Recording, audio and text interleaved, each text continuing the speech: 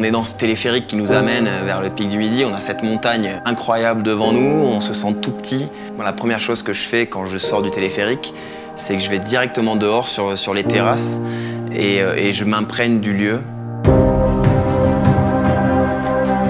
Il y a un panorama qui est fantastique, la position que le pic du Midi a un petit peu avancé comme un belvédère par rapport au reste de la chaîne des Pyrénées. Ce contraste entre d'un côté les montagnes fantastiques et derrière le plat, un petit peu le calme de la vallée, il est exceptionnel.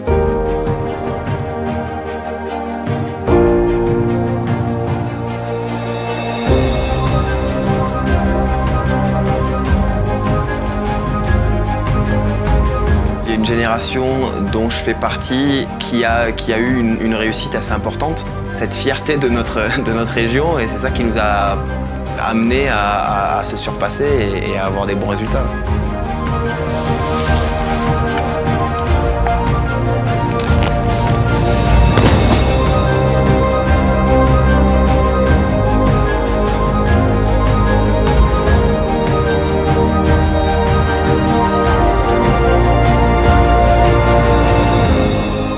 Le mieux à faire quand on monte au pic du Midi, c'est évidemment la journée, mais si on a l'occasion, c'est d'y passer la nuit. Certaines personnes appellent le pic du Midi le vaisseau des étoiles. On ne peut pas faire autrement que d'être complètement fasciné, ébloui. Et en plus, les scientifiques qui sont ici ont une manière de raconter, parce qu'ils sont aussi passionnés que moi je peux l'être de la glisse. Et voilà, ils arrivent à transmettre ça.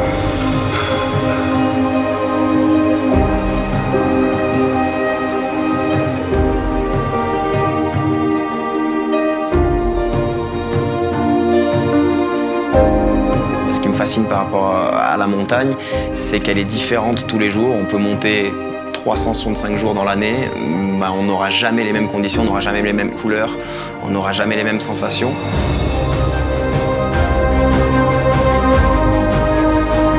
Je pense que toute la vie des vallées et des villages alentours sont quand même très intimement liés à la montagne.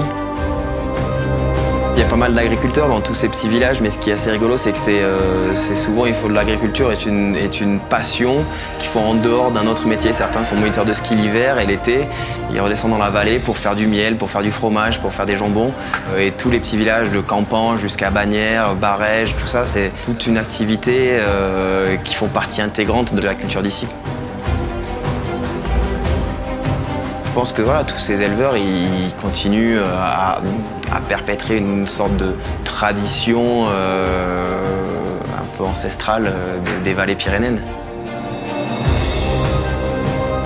Ce que je pourrais donner comme conseil à tous les visiteurs potentiels de la région, c'est d'essayer de profiter au maximum, c'est de ne pas avoir peur d'aller vers les gens. Voilà, de venir avec un regard d'enfant et d'être émerveillé parce que c'est fantastique.